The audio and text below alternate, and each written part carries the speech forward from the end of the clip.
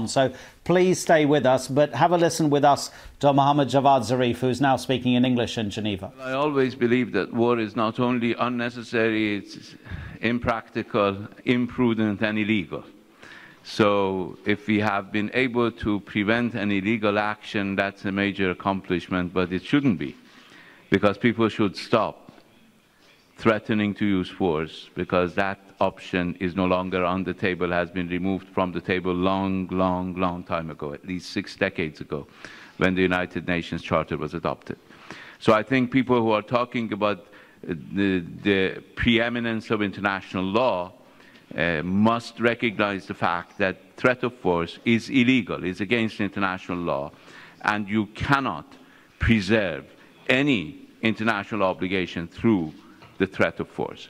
Now, as far as the right is concerned, if you read the Non-Proliferation Treaty, it says in Article 4 that nothing in this treaty can deprive member states of their inalienable right. The right to nuclear technology for peaceful purposes, including enrichment, within the context of the NPT, is an inalienable right. What is required is for other countries to recognize and respect the implementation of this right by those who decide, based on their own free will, to implement it. The struggle that we have gone through in the past several years has been for the rest of the international community to accept the fact that Iran was implementing this right and to refrain from imposing restrictions on Iran and imposing penalties on Iran only for having exercised what we believe, and a large majority of the international community believe, based on the letter and spirit of the NPT, to be our inalienable right. So we need respect for that right. We need member states to refrain from imposing pressure on Iran when it exercises that right. And we believe that the current agreement, the current plan of action, as we call it, in two distinct places,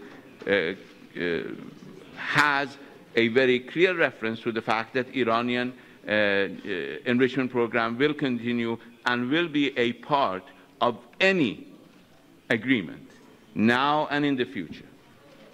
Thank you very much. Laura, if you're ready, you can ask. Okay, Margaret Warner from PBS. You should start. Congratulations. The White House or the administration put out a fact sheet on the deal, and it does not mention the right to enrich. And if you look at that particular article in the NPT, it says something about not depriving any state of the right to production and development. It never mentions the word enrich. So I'm just wondering where in the text, is it implicit or explicit in your view? In the NPT, it doesn't talk about nuclear reactors, it doesn't talk about research reactors, it doesn't talk about power plant, it simply talks about the development, use, production of nuclear energy for peaceful purposes as an inalienable right. This inalienable right does not need explicit recognition. It's there whether you recognize it or not. And Iran enjoys that right. It's important to have respect for that right and respect the fact that Iran's enrichment program continues. And many times, at least twice very explicitly in this text, this recognition is there that Iran will have an enrichment program. And we believe that to be our right, and we are exercising that right, and we only require respect for that right. As a last question, Michael Adler from Woodrow Wilson. It's been a hard few days. I just wanted to ask you a question.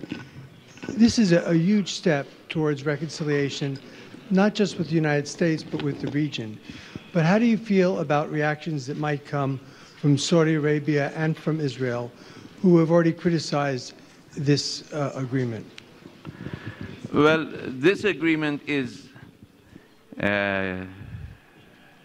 geared towards resolving a problem that has had its shadow cast over the entire world and over our region. So I do not see any any justification whatsoever to be concerned about resolution of a problem.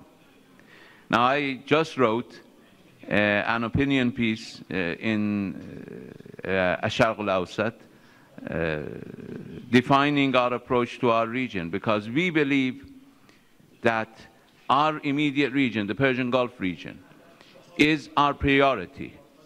That priority will be maintained, and that I explained to our neighbors, that while we are trying to move forward with the rest of the international community, our neighborhood will always remain our priority, and we will do our best in order to maintain the security of this region, because the security of the region, the security of our neighbors, is our security.